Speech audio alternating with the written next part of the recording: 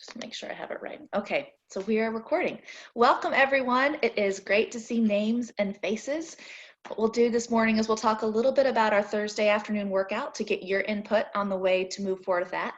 Then we'll talk about some creative writing. That was a request from someone, so we're looking forward to sharing some ideas there.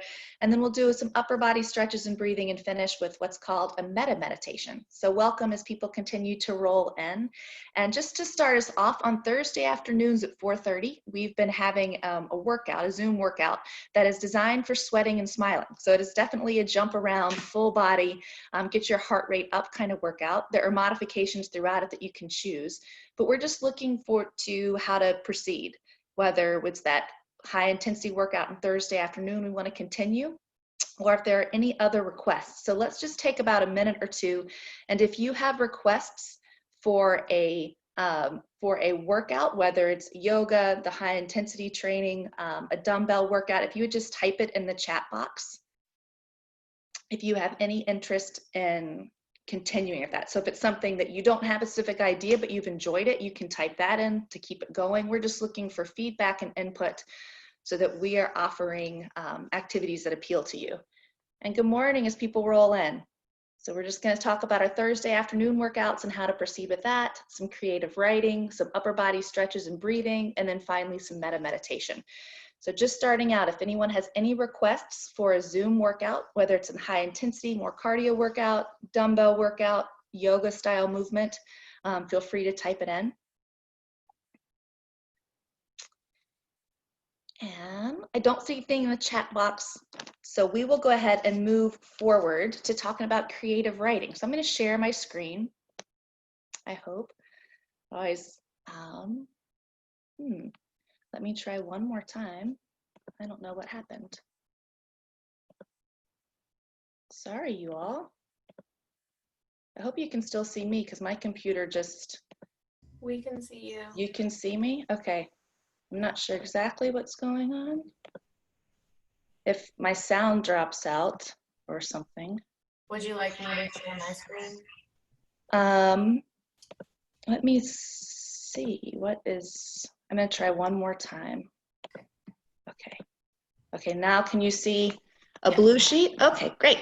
So, talking a little bit about creative writing. And I want to start by, today's outside, Healy's here, it's raining, and I was walking my dogs and my shoes were getting wet, and what popped into my head was a haiku by Jack Kerouac. It's an American haiku, so not really a traditional one, but all it says is, "The bottoms of my shoes are clean from walking in the rain. The bottoms of my shoes are clean from walking in the rain." And I think the reason I thought of that was I was walking around and my shoes were getting wet and I was starting to get kind of grumpy about it, like my feet are getting wet. And all that poem reminds us is that, well, is the rain cleaning your shoes or is it getting your feet wet? And we can choose at any time to sort of shift our attitude. So that was one way that someone else's creative writing picked up my attitude. So on this sheet, I just started with a couple of inspirational quotes. This first one by the novelist and writer Truman Capote: "To me, the greatest pleasure of writing is not what it's about, but the inner music that the words make." So just describing that writing in itself is an expression of emotion or a way to think. So it doesn't have to be you think and then write the answer. Writing itself can be this process of expression. The second quote is from artist Henri Matisse: "Creativity takes courage." With writing, creative writing, there's not a right answer, and that can almost be scary. So it's not like when you sit down to do math and 2 + 2 = 4, so you have that sort of guidepost. Here you get to really open up your mind and go, and sometimes that can take a little bit of courage. And then finally, from science fiction writer Isaac Asimov: "Writing to me is simply thinking through my fingers." And the same idea that writing doesn't need to be about perfection, or it doesn't need to be about answering a question. It can just be a way to process whatever's going on between your ears. So this full sheet has a couple resources on them, and we will just walk through. Looks like I have a comment, so I'm going to make sure there's nothing. Okay. So over here on the right side, these poetry resources, you can click on any of these when you get the sheet, and they will take you to a resource. Favorite Poem Project is a website that was designed by Poet Laureate Robert Penske back, he actually started it in the late 1990s, so it was an early project, and it is videos of Americans reading poems that they love. And it's really cool because it's just regular people. It's a very diverse group of people just reading poems that matter to them. And I think it can be a cool way to enjoy poetry when you get to hear it, you get to hear someone else's experience with it. Poem 180, the second option, also called Poetry 180, is a program designed by another poet laureate. This is Billy Collins. And what he did is he chose 180 poems specifically for high school students. It is intended to be one poem for each day of the school year, being 180 days of school year. So even though we're not in school right now, it is a nice collection of poems that are pretty accessible and that can be good for high schoolers and up. He has it on the website version, which you can link to there. There's also his book, Poem 180, when it's all in one place. Then the Academy of American Poets is at poets.org. And one thing that they have I love is a poem a day. And so if you click on that link, you'll be able to see the poem a day. And today's poem was by someone named Angela Jeter. It's not a poem I'd ever read. It's called Praise. And it is definitely a poem that you read with your heart, not your brain. It brought a lot of tears to my eyes. So I thought about reading this one. I was like, I don't know if I can read it out loud. It's pretty emotional. But that's a great resource, poets.org. And then finally, Poetry Foundation is the foundation. It's completely independent that publishes Poetry Magazine, which is the oldest poetry magazine in English-speaking world. They print what they consider the best poems from any genre, any style, any approach. So it's a huge array of poems. And they were the first to publish people like William Carlos Williams, Carl Sandburg, Marianne Moore. So they really helped launch some poets we think of as famous, their career, but just another way to access poetry. So thinking a little bit more about creative writing and writing, let's talk about some evidence-based practices. So if we look over at writing and mood, I just found two things or listed two things here that research backs up for ways you can use writing to boost your mood. And the first is letter writing. So not email writing, not texting, but literally physically sitting down with a piece of paper and a pencil or pen, writing something, putting it in an envelope and mailing it. And compared to some other practices like just regular journaling, writing a letter to someone you love and expressing gratitude or thanks or just positive feelings had a longer boost on emotions than regular journal writing, than some of the other practices. So it's a way that you can boost your mood, you can get some writing in, you can connect with someone who is close to you in your heart. So writing a letter is one. The second one is a gratitude list. So it's just writing down 3 things, or could be more things, in that specific day that you either really enjoyed, that was a positive experience, something you were grateful for, and then taking that little bit of time to either think or write down what led to those things, or just sitting a little bit longer. So if it was something like, oh, I felt a positive thing yesterday, just washing my hair felt really good. Well, then write down, was it the smell of shampoo that made it feel good? Was the temperature of the water? So you're just really giving yourself time to hunker down in those positive experiences. I've heard people do gratitude jars where they write 3 things down and put them in a jar. We've talked about the gratitude alphabet, but specifically for writing, just making yourself a gratitude list. And then writing prompts for folks who are interested in maybe journaling or just sitting down and expanding their brains, working on curiosity. These prompts and these blobs were just ones that I made up. So for example, if you were a kite, then you just write what comes into your mind. And specifically with these prompts, I was just making them very general. So you're just giving yourself a general starting place, and then you can leap off and write with whatever comes into your mind. The 6-word story is something that author Ernest Hemingway practiced. So writing a full story in just 6 words. And his famous one was, "For sale, baby shoes never worn." Describing the eyes of someone you love. Like, just think of someone you love and really write down what is it about their eyes. Your earliest memory of shoes. Or pick a song that reminds you of a specific time and place. So maybe there's a song that when it plays, you have a feeling of nostalgia and it immediately takes you back to the beach in 1997 or whatever it is, but writing that down. You can go to this link here, the 365 creative writing prompts, and find 365 ideas. You can do something simple, like for 7 days, you could say, okay, I'm gonna do 1 color of the rainbow for each of 7 days. So red, orange, yellow, green, blue, violet, or indigo violet, that Roy G. Biv, that's 7. That gives you 7 days a week. So you could just sit down and say, for 10 minutes, I'm going to write about red. What do I think about it? What do I feel about it? What have I seen that's red? What have I ever smelled that's red? What have I tasted that's red? And you just let that come out of your fingertips, that idea that writing is a way of thinking, a way of expressing. With that, I had a couple more things I thought I would share related to writing and strategies or things you can do. This is a notebook I've had since 1989. It is a quote notebook where if I have a quote that I just really like, I write it down and I keep the date. So it's really funny for me to look back and say, oh, what are the kind of quotes I wrote down when I was 11 years old? They're very different than what I write down now, and I've got extra pieces in it, but that's a writing practice. Another writing practice is to keep a log. This has a Care Bear. This is my rowing training log from the late 1990s where I wrote down all my workouts and just a few notes or two. Again, when I look back and I look at this, it is a cool way to just kind of capture what I was going through. Then, if maybe writing isn't your thing, you could do a vision board. Some people have called this visual journal, and you can take magazines or you could draw, but you just put together a thing. This is one on front of a binder. I tend to do this on the front of binders, where I just cut things off a magazine and stuck it on the front of a binder, things I was feeling, of things that were motivational for me, things that made me smile a little bit. And some of them pretty goofy, like, you know, when I look at the things I chose when I first made that binder, but it is just a way of expression.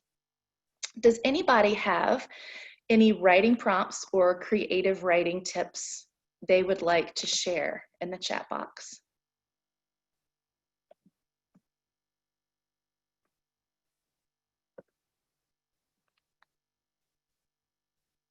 Does anyone have a favorite, or can anyone share a favorite book or poem? Anything that's been helpful to them, especially in these weeks when we've been home more? I try to write something weekly. It's awesome. Oh, Bible journaling. That's cool. Yeah, with journaling or creative writing, there's no right or wrong way. You can just explore the kind of things that help you feel like you've gotten some headspace back, gotten to express yourself a little more. Oh, my wife and I write notes back and forth in the same notebook. That's really cool. And how often do you all do that? I think that's from Lamore. Yeah, that's really, really cool.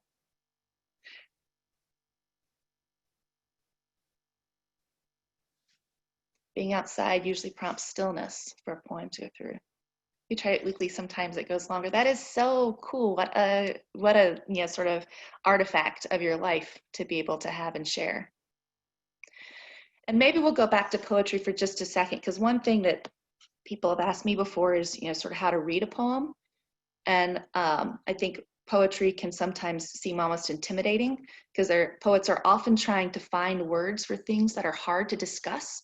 So sometimes things that might be sublime or ineffable, those feelings that we have a hard time with words, are often putting that into words. So maybe try reading a poem as if you were listening to a shell, or as if you were looking at a landscape.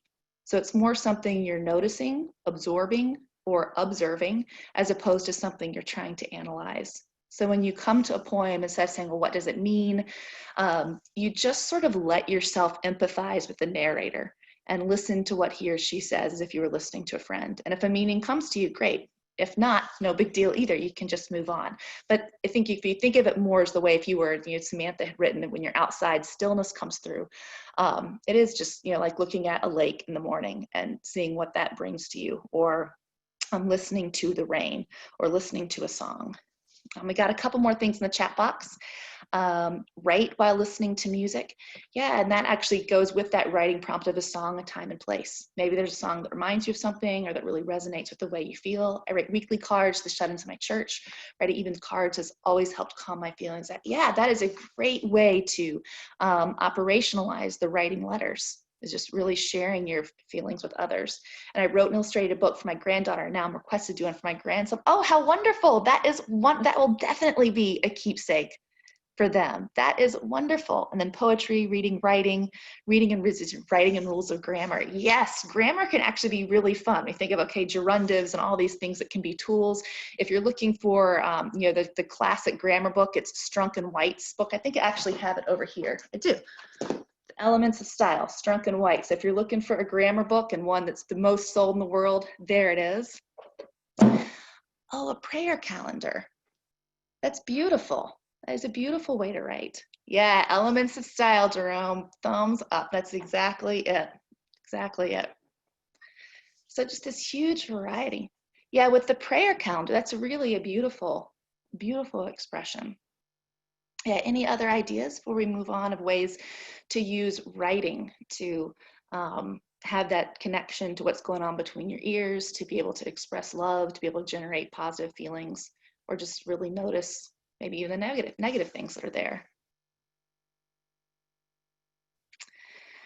Well, great. Thank you for sharing all those ideas, and we'll make sure you get that resource sheet. And with that, let's move our bodies a little bit. And then, oh, I write declarations for my friends that are struggling in certain areas. Oh, I love that. That's a beautiful thing to do. Just revisited The High Man and Casey at the Bat. Ah, Casey at the Bat is such a fun poem. So with poetry, you can do narrative poems like Casey at the Bat or The Rite of Paul Revere. The Highwayman, it's kind of a scary poem. I can't believe I read it when I was that young.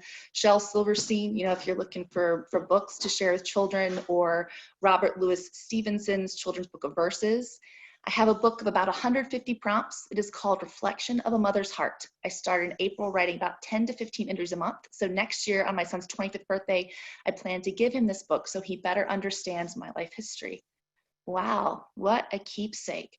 And I can tell you from experience, my grandmother did something similar to me. And I have this book, and it's probably, I mean, it's 100 pages where she gave me a sort of similar to this, a writing thing she did. And if the house was burning down, I'm grabbing that book. So I'm sure your son will really, really appreciate that. Helps to put feelings down before acting on them. Yeah, I think it can help to put feelings down before acting on them, and maybe after we've acted on them, to process them. You know, we try to be in the present moment. Sometimes it can be nice to use writing to process through. Well, fantastic. So it sounds like we do have a lot of folks using writing. Love to recite Mark Antony's speech over Caesar's body in Shakespeare. Whoa, that is, yeah, saying things out loud. So that's another thing with poems are really made to say out loud, and you can notice the shape your mouth makes through the words. Shakespeare is actually someone who's really good at that. Sometimes love poems, for example, use a lot of letters that make your mouth go to a kiss position. So sometimes actually reading a poem out loud can help you feel it a little differently. What about family history? I'm not sure what that is. Can you tell us a little bit more about family history? Oh, that's okay. Yeah, we're no judgment, no worries. Yeah, but I think the family histories. Well, thank you for those. Fantastic. And if you think of more ideas, feel free to click through. But I'm just going to move a little bit back from my screen, but you can do all of these arm stretches seated. And let's simply start by shoulder circles. So you're just going to let your shoulders come up to your ears and then roll back. And you can open or close your eyes. And as you roll your shoulders, notice how the tension in your neck and upper back changes depending on whether your shoulders are hunched up or pulled down. Let's just switch directions. And as you do your shoulder circles, notice how your shoulder blades rise up and fall down, but they also spread out and squish together. So you've got lots of options. Now we're going to do opposite arms as if you were riding a bike. So you're doing your arms like they're pedals of a bike. I'll come sideways. So you're riding a big bike with your arms, pulling in, pushing out, switch directions. Now you can notice that your shoulder blades move forward and back. So they move up and down, they move to the side and inward, and they move forward and back. And release it. And now we're just going to take your elbows into your waist, put your palms up, make a fist, turn your thumbs out like a hitchhiker, keeping your elbows into your waist. We're just going to do external shoulder rotations. And as you do these, your elbows stay still, your forearms face the ceiling, and you're just moving in and out. So this is actually shoulder rehab or prehab to strengthen your shoulders and prevent injuries. Now from here, we're going to keep your palms up, forearms to the ceiling, and just raise your elbows so your forearms are now to the floor. And we're just going to go up and down this motion. This is more for your delts, those muscles that cover the head of your shoulder. So there is a rotation here. Your forearms face the ceiling, then as you rise, your forearms face the floor. So you're just gonna rise in and out. Good, check your breathing. And now we're gonna come to goalpost arms. Some people call these cactus arms. Point your fingertips up, your forearms face away from you. Then rotate your arms and bring your forearms in front of your face until your little fingers touch. And then open back up as wide as you can to stretch your chest. So bring your arms together, touch the inner seams of your forearms, open up your chest, squeeze your shoulder blades together. Bring your arms in front of you, round your upper back so you're stretching between your shoulder blades. Open your arms, pull your elbows back and towards each other. 2 more times. Come to the front, stretch through between the space of your shoulder blades. Then open your arms up, feel your shoulder blade or your collarbone smile. So stretch through your chest. Last time, bring your arms in front of you. And then open up. Release your arms to your sides. And now we're gonna add some breathing with your arms. Inhale, reach up. Exhale, let your arms fall down. This time, inhale, reach up, look up at your thumbs, see your palms pressed together. Exhale, float your hands down, bring your head back to center. One more time. Inhale, reach up, look up to your thumbs, let your head fall back. Exhale, float your arms down, bring your head back to neutral. Now left arm only with a side stretch. Inhale, reach over your head, bring your bicep to your jaw. Exhale, float your arm down, come back to center. 2 more times. Inhale, reach up and over, feel the stretch between your ribs. Exhale, lower your arm. 1 more time. Inhale, reach up and over, look up to the ceiling. Your nose may touch the bicep. Exhale, float your hand to the floor. Switch sides. Inhale, start from your belly. Inhale all the way up to your chest. Exhale, float your hand down, come back to center. 2 more times. Inhale, reach, stretch through your ribs. Exhale, float your arm down. Last time. Inhale, see how tall you can get through the side of your body. Exhale, float your arms down. Lace your fingers together and press your palms towards the screen. Drop your head so your nose faces the floor and keep pressing your arms forward. I'm going to sit sideways so that your shoulder blades fan out as much as possible. And we're just going to hold it for 3, 2, 1. Relax, come to a seated position. This time, cross your hands over, lace through your knuckles. Press your knuckles towards your screen so you're extending through your shoulder blades. Drop your head so that your temples or your ears are right between your bicep. Reach your knuckles forward, round your upper back, and hold it for 3, 2, 1, and relax. Switch the positions of your hand. So just lace them the other way. Stretch forward, drop your head. You can even tuck your tailbone under a little bit so your back is even more rounded. And push your knuckles forward, open up through your shoulder blades, and release. And now that we're a little looser, we're going to practice a metta meditation. The word metta, and I'll type it here. So much crunching. Yes, the Monday morning sounds. This word metta, M-E-T-T-A, is the Pali word for loving kindness or friendliness or benevolence. And in this meditation, the basic idea is that you start by offering loving kindness to yourself, and then you imagine someone dear to you, and we're going to offer loving kindness to that person. Then someone who's neutral, someone who maybe you have a difficult relationship with, and finally, we're going to radiate that loving kindness to all beings everywhere.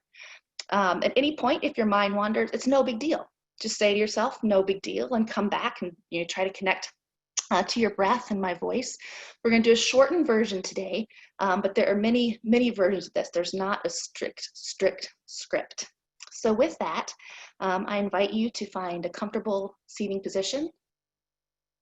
I invite you to close your eyes.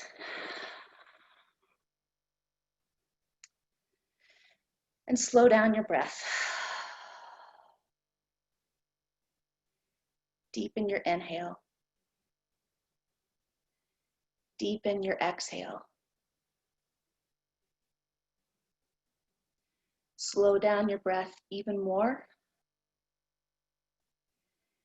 and simply immerse yourself in this just simple miracle of breathing.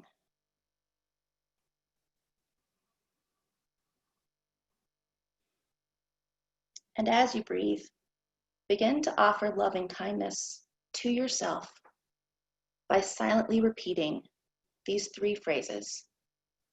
May I be healthy. May I be happy. May I be at ease. May I be healthy. May I be happy. May I be at ease. May I be healthy. May I be happy. May I be at ease. Now imagine someone you love, someone who is very, very dear to you. Imagine that person sitting right here with you. And now we're going to offer your loving kindness for that dear person, just by silently repeating these 3 phrases. May you be healthy. May you be happy. May you be filled with ease. May you be healthy. May you be happy. May you be filled with ease. May you be healthy. May you be happy. May you be filled with ease.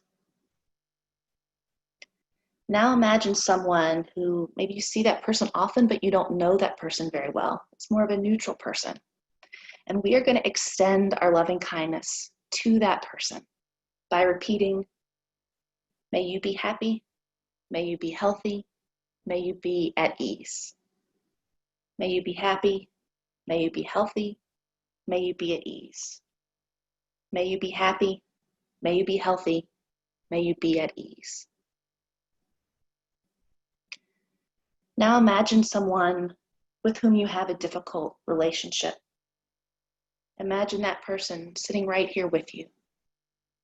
And see that person as a full human being who has worries and feels pain and feels stress and sorrow just the way you do.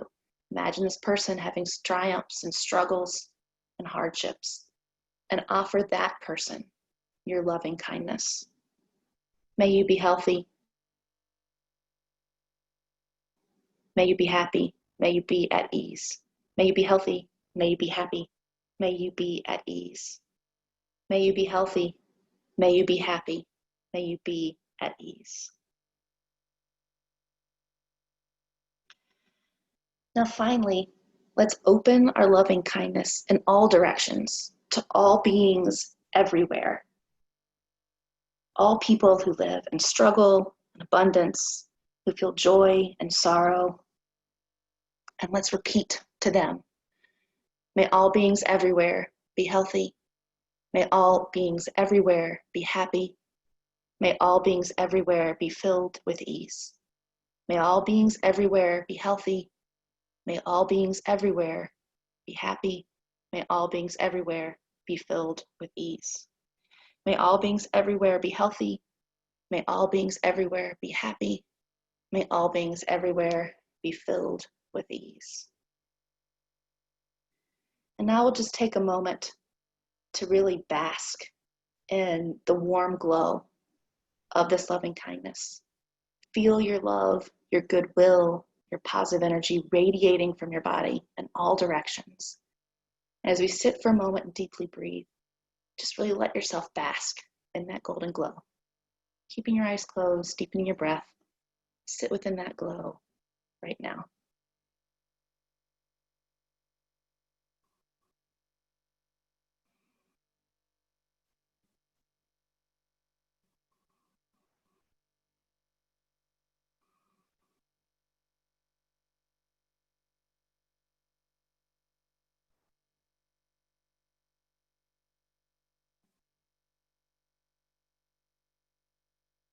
Keeping your eyes closed, deepen your breath.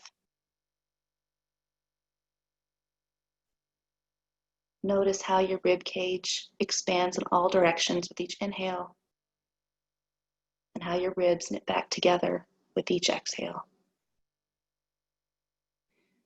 Gently wiggle your fingers and your toes. And as you're ready, open your eyes.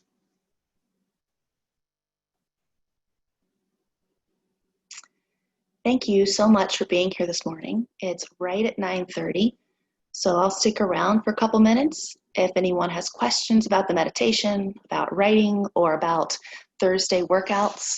But thank you so much for being here. These Mondays are special.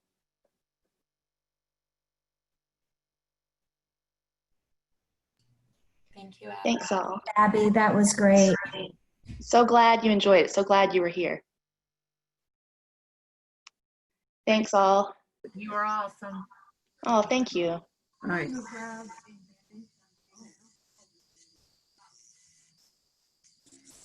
Thank you. You are most welcome.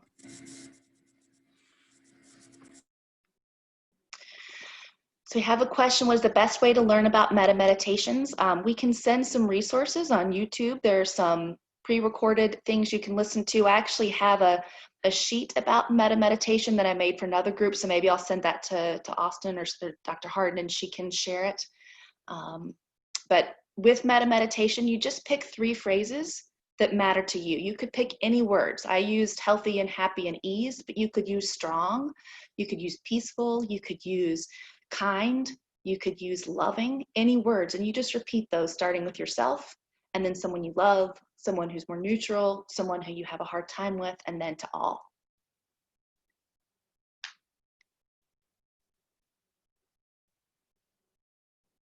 Workouts sound good. I'm in Samantha, so from Maria.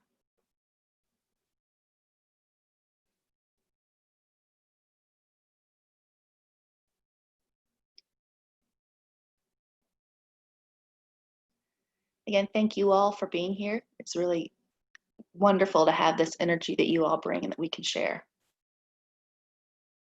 Oh, I'm so glad those words resonated with you.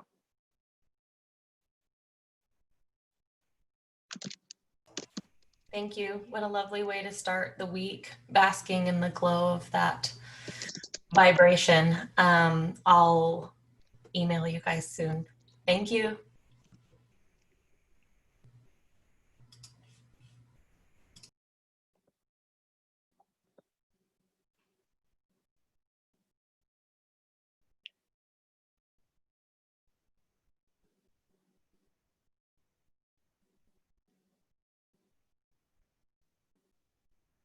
Thanks so much, everyone. I'm going to log off now. Hope to see you again soon.